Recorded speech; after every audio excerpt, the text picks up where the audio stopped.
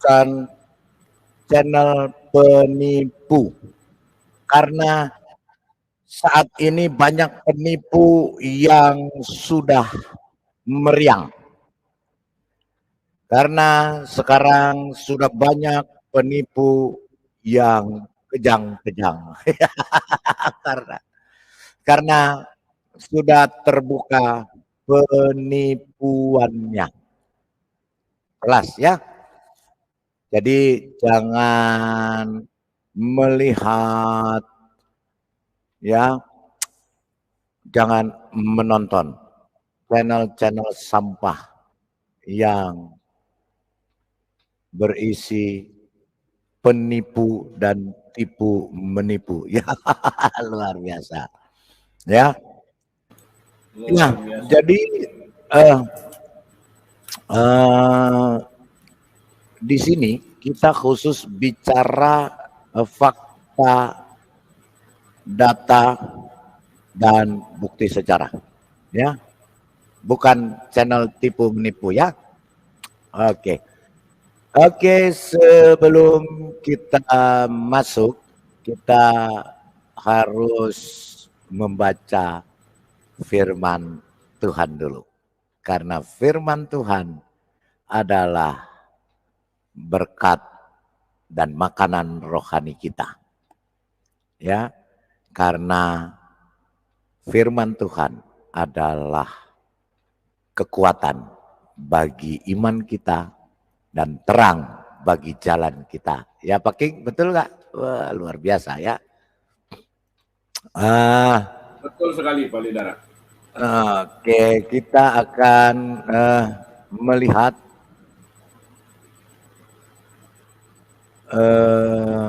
sebentar ya, saya buka dulu.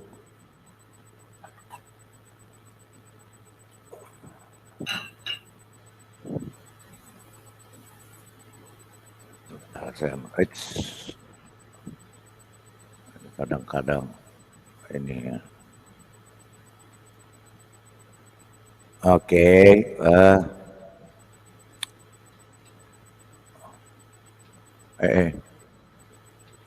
sebentar, tadi saya sudah ini ya.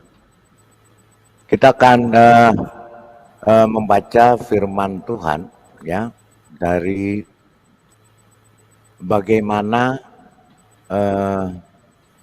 cerita ya tentang perkawinan di Kana. Karena apa? Ini perkawinan di Kana ini luar biasa karena Yesus pertama kali membuat dan awal membuat mujizat adalah di Kana, ya, perkawinan di Kana ya, bukan Yesus loh yang kawin di Kana, ya, Yesus nggak pernah kawin. Jadi kalau ada orang, ya kalau ada orang yang menyebarkan hoaks tentang Yesus dikawin, ya, Yesus menikah, Yesus punya anak, jelas-jelas itu penistaan dan penghujatan, dan itu menyebarkan hoaks. Berapa pasal itu? Ya, itu yang bisa menimbulkan kegaduhan. Karena Yesus tidak pernah, karena Yesus Tuhan, tidak ada satupun dalil atau tidak ada satupun literatur data primer, ya, sekali lagi data primer dari abad pertama sampai kiamat, data primer yang pernah menyatakan Yesus menikah dan punya anak. Hoax. Hanya ada data hoax dan data penipu yang nanti akan kita buka, termasuk data Yesus membuat burung dari tanah liat. Itu omong kosong semua. Kalau data primer, ya, data yang benar-benar sumber dari gereja, atau sumber dari kekristenan, data primer yang benar-benar tidak pernah ada satupun yang menyatakan Yesus menikah, apalagi punya anak. Kecuali data odong-odong atau sumber literatur odong-odong, khususnya di dalam tulisan Karen L. King dan cerita omong kosong tentang The Da Vinci Code, film ya, film fiksi. Ya, jadi kalau ada yang mengatakan bahwa oh Yesus menikah, Yesus punya anak, dia sedang melakukan penyesatan. Dia sedang melakukan penistaan dan penghujatan. Oke, kita baca Yohanes 2 ayat 1 sampai dengan 11. Oke. Oke, kita baca ya.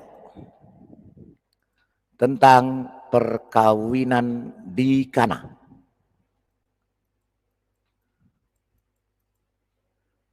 Silakan Pak King, tolong dibacakan. Ya, sebentar kali habis ke toilet. Oke. Ayat berapa? Yohanes 2 ayat 1.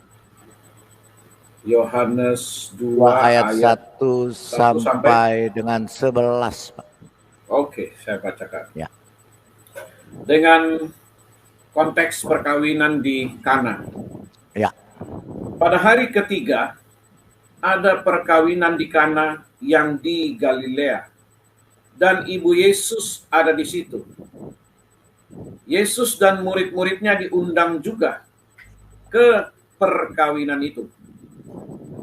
Ketika mereka kekurangan anggur, ibu Yesus berkata kepadanya, "Mereka kehabisan anggur." Kata Yesus kepadanya, "Mau apakah engkau daripadaku, ibu? Saatku belum tiba." 5. Tetapi ibu Yesus berkata kepada pelayan-pelayan, "Apa yang dikatakan kepadamu, buatlah itu." 6. Di situ ada 6 tempayan yang disediakan untuk pembasuhan menurut adat orang Yahudi. Masing-masing isinya 2-3 buyung. 7. Yesus berkata kepada pelayan-pelayan itu, "Isilah tempayan-tempayan itu penuh dengan air." Dan mereka pun mengisinya sampai penuh. 8. Lalu kata Yesus kepada mereka, "Sekarang cedoklah dan bawalah kepada pemimpin pesta." Lalu mereka pun membawanya. 9. Setelah pemimpin pesta itu mengecap air yang telah menjadi anggur itu, dan ia tidak tahu dari mana datangnya, tetapi pelayan-pelayan yang mencedok air itu mengetahuinya. Ia memanggil mempelai laki-laki dan berkata kepadanya, "Setiap orang menghidangkan anggur yang baik dahulu, dan sesudah itu orang puas minum, barulah yang kurang baik. Akan tetapi engkau menyimpan anggur yang baik sampai sekarang." 11. Hal itu dibuat Yesus di Kana yang di Galilea sebagai yang pertama dari tanda-tandanya, dan dengan itu ia telah menyatakan kemuliaannya, dan murid-muridnya percaya kepadanya. Haleluya. Amin. Haleluya. Silakan. Haleluya. Oke. Kita akan melihat situs ya ensiklopedia Kana dan Galilea. Kita lihat bagaimana Kana dan Galilea. Kemudian bagaimana hubungannya Kana dengan Yesus Kristus ya. Oke. Kita lihat. Oke. Oke. Nah, kita akan lihat di sini ya Kana Galilea ya. Karena apa? Kana dan Galilea ya. Kana. Kana ini di sini jelas menjelaskan. Nah, Kana letaknya Kana di mana? Kita akan lihat karena saya sudah di sana, sudah ke Kana ya. Jadi kalau ada yang penipu mengatakan bahwa Kana tidak pernah ada, itu omong kosong. Berarti dia sedang menyatakan penipuan. Kita akan lihat di mana Kana. Oke ya, Kana letaknya. Oke ya, kita akan buka Kana letaknya ya. Karena apa? Karena jelas tempat di mana Kana itu berada. Oke ya. Ya karena ada penipu dan tukang tipu mau mengaburkan daerah atau tempat yang bernama Kana. Oke, kita akan lihat di mana Kana berada ya. Oke. Oke, ya dicatat. Ini Kana. Letaknya Kana ya. Kalau kita mau melihat kebenaran, karena Kana yang di dalam yang di dalam pembuatan daripada Wikipedia berbahasa Indonesia itu sudah dibuat ya karena ini sudah dirubah-rubah. Oke, karena itu ada di Israel. Oke, kita lihat ya. Sebentar, kita akan lihat. Oke, ini Kana ya. Ini Kana yang kita lihat. Oke. Oke, kita lihat Kana. Ya, Kana. Kana ini karena berbahasa Inggris kita translate ke bahasa Indonesia. Kana dari Galilea. Bahasa Yunani kuno. Ya, Kana adalah lokasi pernikahan di Kana di mana mukjizat mengubah air menjadi anggur terjadi dalam Injil Yohanes ya. Oke. Lokasi ini diperdebatkan dengan 4 lokasi utama, cover Kana, Kirbet Kana, dan Reine di Galilea bawah dan Kana di Galilea atas. Ya, nama Arab Kana al-Jalil ada di dalam situs katanya, ya, tetapi keasliannya diragukan. Nama ini mungkin berasal dari kata Ibrani atau Aram untuk alang-alang. Jadi dibilang yang katanya Arab, bahasa nama Arab Kana al-Jalil ini diragukan keasliannya karena hanya meniru-niru. Ya, nama ini mungkin berasal dari kata Ibrani atau Aram artinya alang-alang. Oke, kita lihat referensi tertulis untuk Kana. Di antara orang-orang Kristen dan pelajar perjanjian baru lainnya, Kana paling dikenal sebagai tempat di mana menurut Injil keempat Yesus melakukan tanda-tandanya. Yang pertama, mujizat publik pertamanya mengubah sejumlah besar air anggur pada pesta pernikahan. Yohanes 2, yaitu Yohanes 2 ayat 1 sampai 11. Di mana Kana itu berada?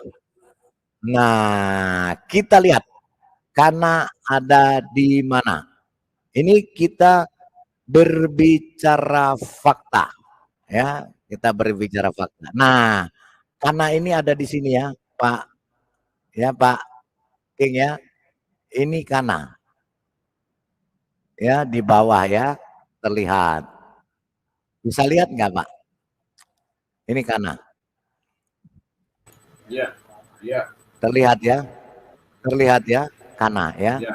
Ini yang tertulis di Galilea. Ya. Karena bukan ada di Libanon, bukan ada di Arab, tapi karena ada di Galilea, di Israel. Jika ada yang mengatakan bahwa Kana ada di Libanon, ada di Arab, dia sedang menipu dan menyesatkan, dan dia sedang menyebarkan hoax yang luar biasa. Ya, di sini kita lihat, ya kita lihat. Nah, benar nggak di sini ada Kana, kota Kana? Ya, ya, oke ya, Kana. Betul nggak, Pak King? Ya, betul. Galilea, Kana. Ya, betul. Seporis, Diokaseria, Ya, Mount Kana. Tabor. Ini Gunung Tabor. Ini Mount Tabor. Nazaret. Nazaret ke Kana itu kira-kira cuma sekitar 5 kilo, 6 kilometer dari Nazaret ke Kana. Jadi fakta ya. Fakta. Jadi fakta Kana di Galilea. Kana tidak pernah berada di Libanon. Jadi kalau ada yang mengatakan Kana itu di Libanon, itu omong kosong. Dia sedang menipu. Ya. Karena apa? Yang dia pakai datanya data buatan mereka sendiri. Data yang mereka pakai adalah data yang mereka pakai. Oke ya. Ya. Tetapi kalau Kana yang ini asli Kana di Galilea. Ya, oke. Kemudian kita akan lihat Kana ini. Nah, oke, Kana ini nah tadi lokasinya ya. Di antara orang-orang tadi sudah kita ya, oke tadi kita sudah baca, oke. Ya, dekat Gunung Tabor ya. Dekat Gunung Tabor ya. Jelas ya di Galilea ya. Iya, Galilea. Ya, karena terletak sangat positif dalam Shepherd Historical Atlas 1923, para sarjana modern kurang yakin kalau mereka ya. Jadi di dalam kisah Yohanes 2 ayat 1 sampai 11 yang tadi kita baca, ketika anggur yang disediakan oleh mempelai laki-laki telah habis, meskipun tidak ada Injil sinoptik yang mencatat peristiwa tersebut, tradisi harus utama menyatakan bahwa ini adalah mujizat publik pertama Yesus. Jadi di Kana ini juga tidak ada tidak disebutkan siapa yang menikah ya. Di perkawinan siapa yang kawin, siapa yang menikah, tidak ada karena memang di Alkitab tidak dicatat. Referensi Alkitabiah lainnya tentang Kana juga adalah ada dalam Yohanes 4 atau Yohanes 4 ayat 6 yang menyebutkan bahwa Yesus mengunjungi Kana ketika ia diminta untuk menyembuhkan putra seorang pejabat kerajaan di Kapernaum. Dan Yohanes 21 ya, Yohanes 21 ayat 2 di mana disebutkan bahwa Nathanael kadang-kadang diidentifikasi dengan Bartolomeus, termasuk dalam daftar rasul Injil sinoptik berasal dari Kana. Jadi Bartolomeus itu orang rasul murid Yesus yang berasal dari Kana ya. Nah, kemudian referensi lain juga ada dalam sejarah sekuler, catatan sejarah Raja Asyur Tiglat-Pileser III yang menaklukkan Galilea dalam kampanye 733 ya. Terus ya semuanya bahwa Kana jelas ada di Galilea, peta Galilea bawah dengan kemungkinan lokasi Kana, cover Kana biru, kirbet Kana merah ya ada ya. Itu kalau yang biru disebut dalam itu ya kefar. Disebut kefar ya kefar Kana atau kampung Kana atau kirbet Kana dalam bahasa Ibrani. Karena bahasa Ibrani kefar itu namanya kampung atau desa ya. Seperti Kafarnaum ya bukan Kapernaum tapi Kafarnaum. Nah, kalau di Kana ini Kafarna Kana, Kirbet Kana, ya. Jadi benar ya Kana adalah di Israel dan Kana bukan kampung Arab seperti yang ditonjolkan oleh penipu dan penyesat. Oke.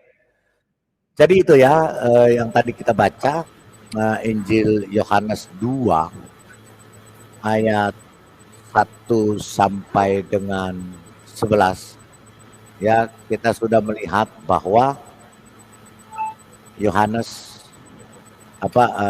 perkawinan di Kana jelas dan di Kana adalah kota di Galilea dekat di daerah Galilea provinsi Galilea ya dan itu dengan Nazaret itu dekat jaraknya tidak terlalu jauh sekitar 5 ya kalau nggak salah ya 4 sampai 5 atau sampai 6 kilometer ya saya nggak ngukurin saya waktu ke sana tidak mengukur jarak karena saya bukan tukang ukur jarak tapi sebentar saja kita perjalanan dengan bus kira-kira hanya sekitar berapa nggak sampai 1 jam ya nggak jauh dari Galilea ya karena dia berada di wilayah Galilea ya jadi kalau ada orang yang mengatakan bahwa Kana bukan di Israel dan Kana bukan di Galilea dia sedang menipu dan menyesatkan itu ya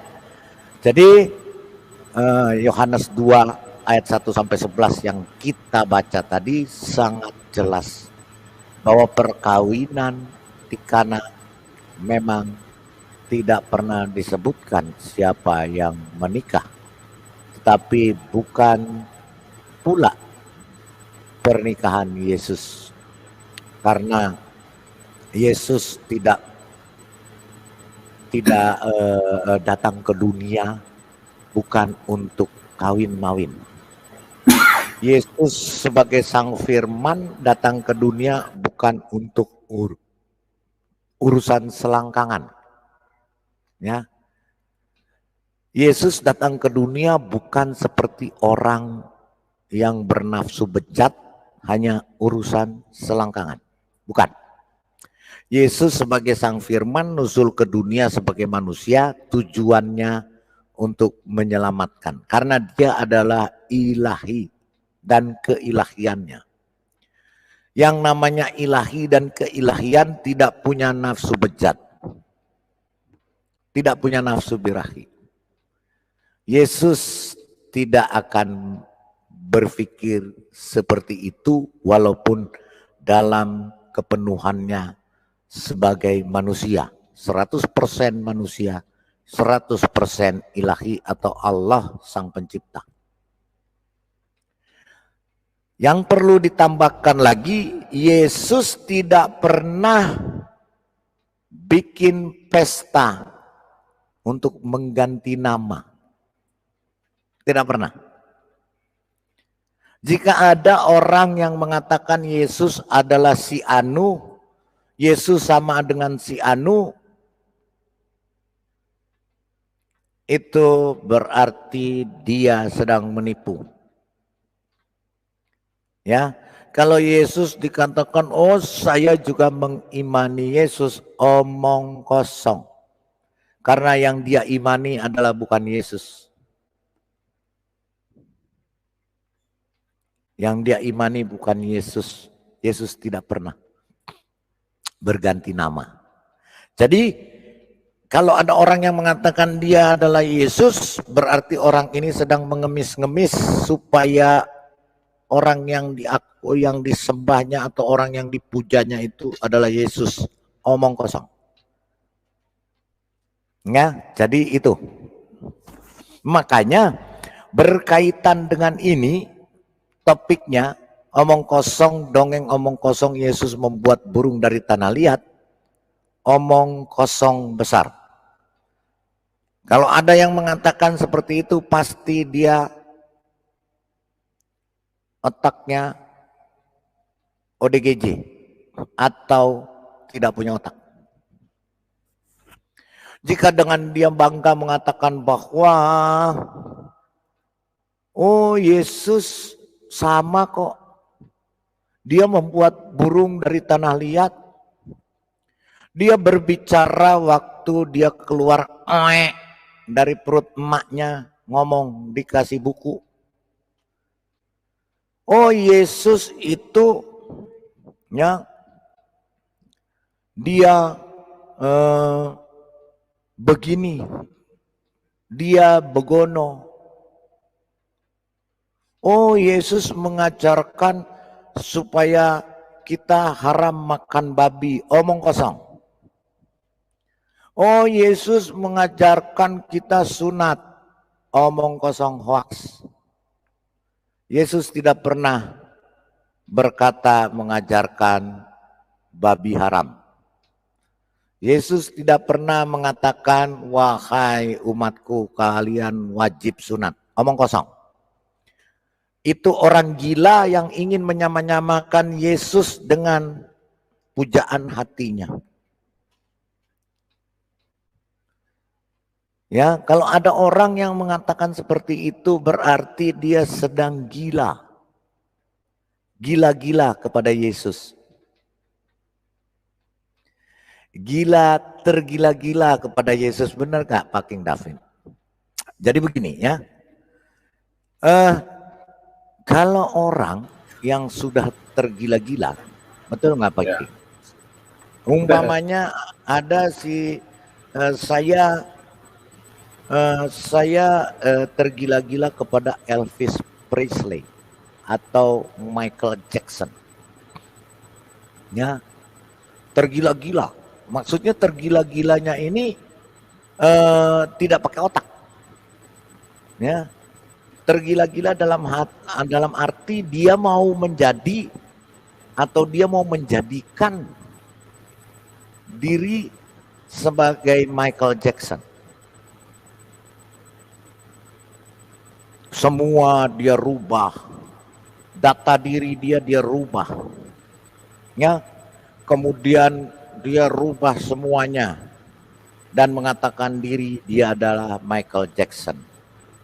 Padahal dia hanya tukang sampah, ya, yang mengatakan diri Michael Jackson tanpa ada fakta, data, bukti dan saksi. Jadi itu omong kosong. Ya. Jika ada yang mengatakan Yesus pernah membuat burung dari tanah liat, yang mengatakan seperti itu pasti tidak punya otak. Kalau ada yang mengatakan seperti itu pasti dia gangguan jiwa. Betul Pak King? Oh, benar sekali.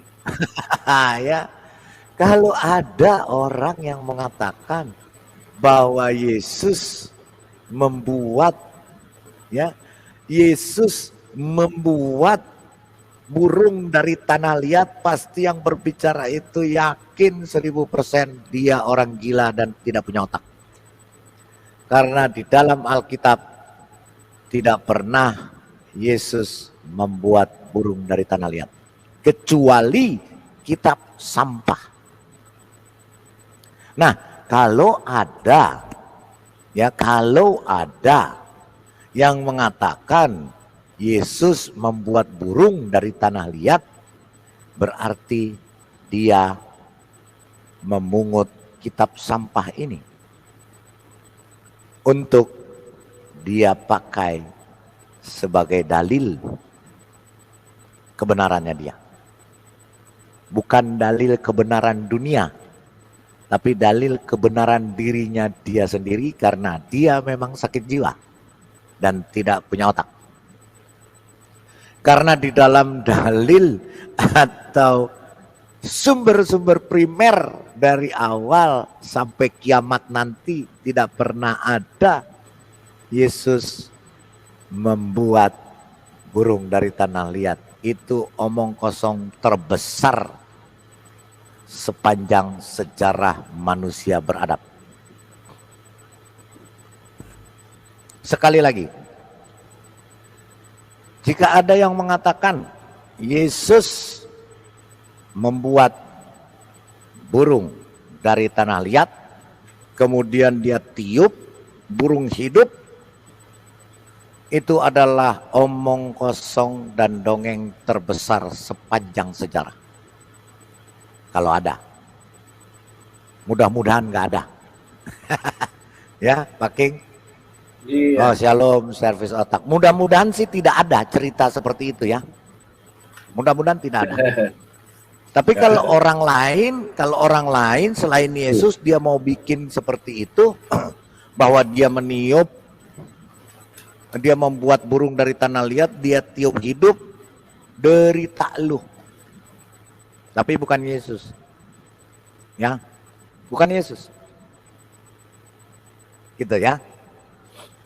Kalau ada juga orang yang mengatakan bahwa Yesus sudah berbicara keluar dari rahim ibunya, oe-oe, terus dilempar buku dari langit.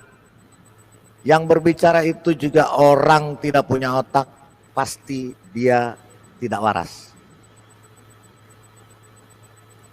Ya, sekali lagi, jika ada yang mengatakan, mudah-mudahan tidak ada ya, saya harap sih tidak ada loh. Ya. Ada Pak, Yang gemblung mengatakan- Pak itu Pak, gemblung. Itu bukan urusan saya, itu deritanya dia. Karena dia memang gemblung dan dia nggak punya otak, mungkin dia ngomong begitu, nggak apa-apa, itu urusan dia. Tetapi kalau Yesus Tapi kok saya, mayoritas Pak, Yes. tapi kok mayoritas gemblung nggak gitu tahu. loh Pak. Ya itu memang itu namanya gemblung rame-rame, urusan dia.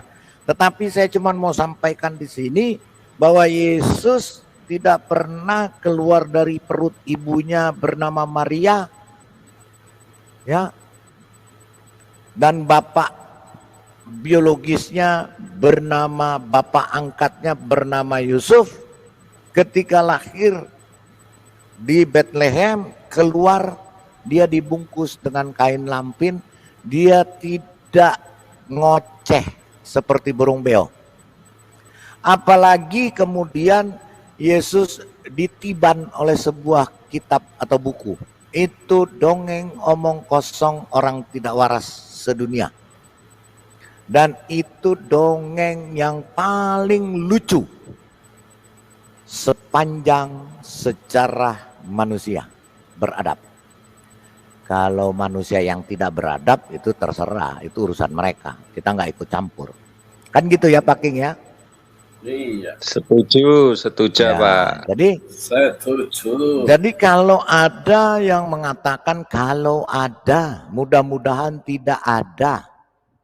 Yang mengatakan Yesus begitu lahir ke dunia, terus dia udah ngoceh. Ngoceh segala macam.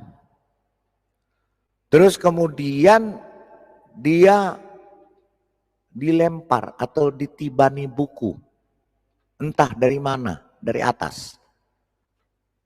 Ditibani buku, percayalah, 1000% itu perkataan orang tidak waras. Dan itu perkataan manusia tidak punya otak sama sekali. Dan itu adalah lawak-lawakan yang sangat lucu sepanjang sejarah manusia beradab di dunia ini sampai akhir zaman. Tidak ada. Kecuali ada di kitab sampah. Sekali lagi, kecuali ada di kitab sampah yang ada sejak abad-abad pertama sampai abad kelima. Yesus hidup di abad pertama, di abad kedua, seterusnya sampai abad kelima. Yesus hidup di abad sebelum Masehi sampai abad pertama Masehi. Dan Yesus tidak pernah ada cerita sumber primer bahwa Yesus lahir terus ngoceh segala macam. Itu omong kosong. Yang mengatakan itu pasti orang tidak waras. Nah, kemudian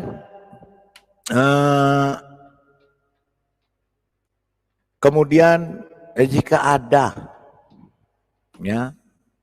ada cerita-cerita ya Yesus bahwa Yesus membuat burung dari tanah liat, Yesus bisa bicara sewaktu kecil. Terus ada cerita-cerita dalam Alkitab, ya, apa yang tertulis di dalam Alkitab, seperti di kisah Daniel, yang kita sudah baca kemarin, di dalam perjanjian lama kitab Daniel, bahwa ada orang yang punya tanduk dua, ya, yang adalah dongeng atau penglihatan Daniel, dan ternyata itu adalah sebuah dongeng, ya, karena dongeng itu adalah omong kosong, bahwa ternyata diidentifikasi oleh para ahli bahwa apa yang dikatakan di dalam Daniel itu adalah seseorang bernama Alexander the Great, adalah tokoh fiktif, bahkan disebut Alexander the Great adalah anak dewa Zeus.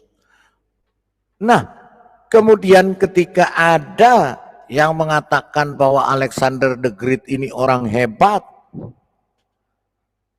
dan Alexander the Great ini luar biasa, dan dikatakan dia diutus oleh Tuhan, itu omong kosong.